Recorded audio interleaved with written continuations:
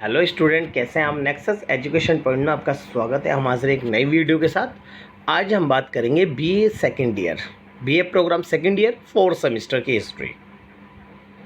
Topic है भारतीय राष्ट्रीय कांग्रेस के जन्म का उल्लेख कीजिए और कांग्रेस की आरंभिक नीतियां बताइए।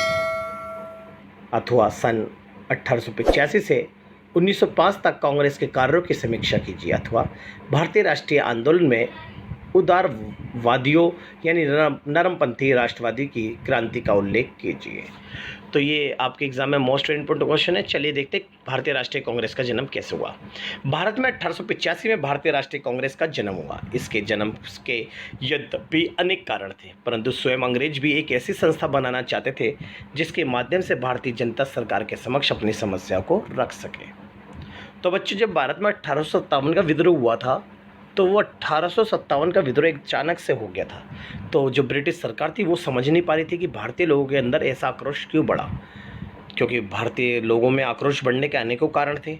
परंतु अंग्रेज लोग 57 के विद्रोह के बाद ऐसी गलती नहीं करना चाहते थे। इसलिए अंग्रेजों ने भारतीय लोगों की जन भावनाओं को जानने के लिए भारतीय के अंदर रहकर उन्होंने एक संस्था स्थापित करी, यानी उन्होंने भारतीय राष्ट्रीय कांग्रेस की स्थापना करी। और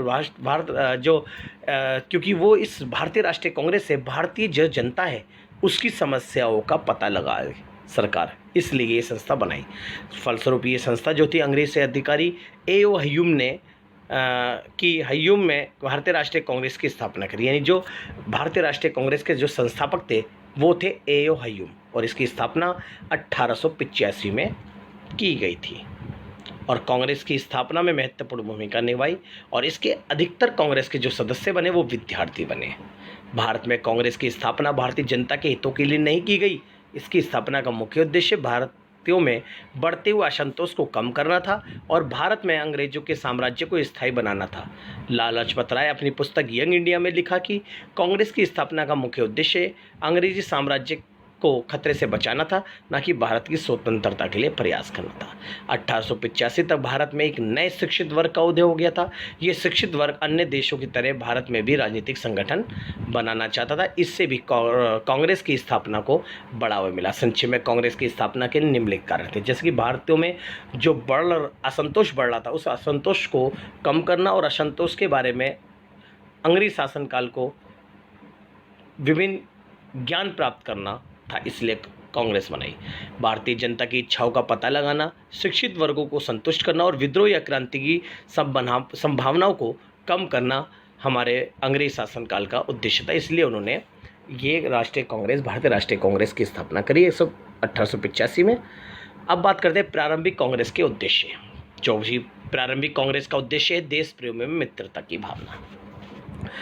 प्रारंभिक कांग्रेस का उद्देश्य ऐसे लोगों से मित्रता स्थापित करना था जो देश प्रेम की भावना से प्रभावित थे, अर्थात वे विभिन्न क्षेत्रों में रहने वाले देश प्रेमी लोगों को आपस में जोड़ना चाहते थे। दूसरा उद्देश्य था राष्ट्रीय एकता की भावना का विकास। प्रारंभिक कांग्रेस का उद्देश्य भारतीयों में भेदभाव, जाति प्रथा और ऊंच नीच को समाप्त करके एकता को स्थापित करना था।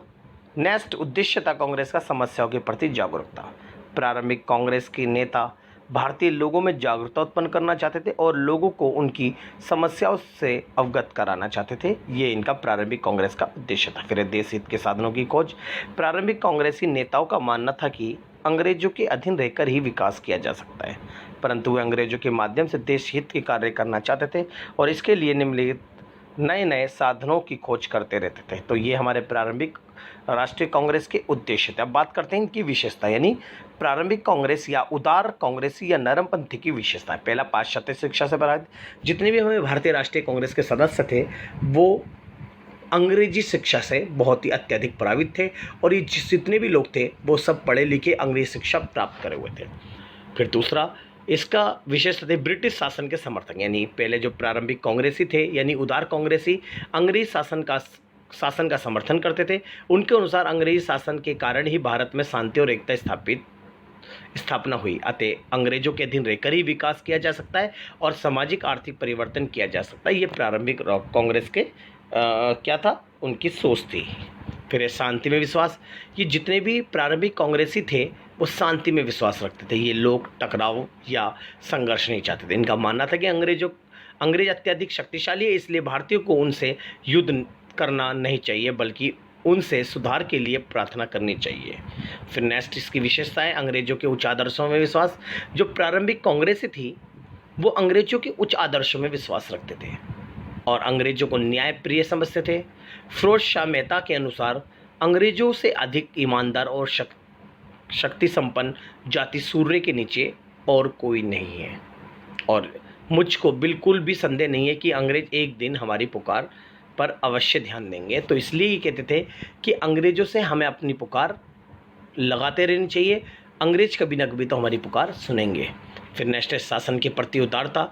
ये उदार कांग्रेस यानी प्रारंभिक कांग्रेसी जो थे ब्रिटिश शासन सरकार की नीतियों का खुलकर विरोध नहीं करते थे। वे केवल उन कमियों या दोषों को अंग्रेजी अधिकारियों के सामने रखते थे जो भारत के ब्रिटिश शासन के कारण उत्पन्न हुई है, इसलिए ब्रिटिश सरकार भी इन नेताओं के प्रति अच्छे विचार रखती थी। तो ये हमारे प्रारंभिक कांग्रेस की विशेषता थी। अब बात करते हैं यानी प्रारंभिक कांग्रेसियों की सफलता यानी उदार कांग्रेसियों की सफलता। बातें की बेटा, नरमपंथी यानी प्रारंभिक कांग्रेसियों ने भारतीय राष्ट्रीय आंदोलन की नींव रखी। इसके अतिरिक्त भारतीय राष्ट्रीय कांग्रेस की स्थापना की जिससे भारत की राष्ट्रीय आंदोलन को एक आधार प्रदान हुआ। तो पहली प्रारंभिक कांग्रेस का पहला उद्देश्य था कि भारत के अंदर राष्ट्रीय आंदोलन की नींव रखना और भारतीय राष्ट्रीय आंदोलन को सफल बनाना। दूसरा, जो प्रारंभिक कांग्रेस यानी नरमपंथी ने लोगों को अपने लेखों और सभाओं द्वारा ब्रिटिश शासन के कारण उत्पन्न हुई समस्याओं के से अवगत कराया ताकि लोग उनकी समस्याओं को समझ सकें अपनी समस्याओं को। नेक्स्ट, नरमपंथियों ने भारतीय जनता को विभिन्न पश्चिमी विचारकों के विचारों से अवगत कराया और भारतीय लोगों को स्वतंत्रता, न्याय आदि के प्रति जागरूकता उत्पन्न की। तो ये हमने पढ़ा प्रारंभिक कांग्रेसी के बारे में। तो ये निष्कर्ष है इसका, भारत में 1885 में राष्ट्रीय कांग्रेस की स्थापना हुई। इसकी स्थापना का मुख्य उद्देश्य जनता में बढ़ते हुए असंतोष को कम करना। इसकी स्थापना ए.ओ. ह्यूम ने की थी जिन्होंने कांग्रेस की स्थापना के लिए विद्यार्थियों को प्रेरित किया और लोगों को उनकी समस्याओं के प्रति अवगत या जागरूक कराया जिससे कांग्रेस की स्थापना हुई। तो ये भारतीय प्रारंभिक कांग्रेस के उद्देश्य थे। तो इसे आप बहुत अच्छे से कर लीजिए। इसका दूसरा क्वेश्चन बनेगा जैसे कि 1985 के बाद जो गर्म दलीय थे उनकी विशेषताओं के बारे में। अगर आपने हमारे चैनल को सब्सक्राइब नहीं किया है तो आप हमारे चैनल को सब्सक्राइब करें, बेल आइकन जरूर बजाएं, लाइक कमेंट शेयर करना ना भूलें।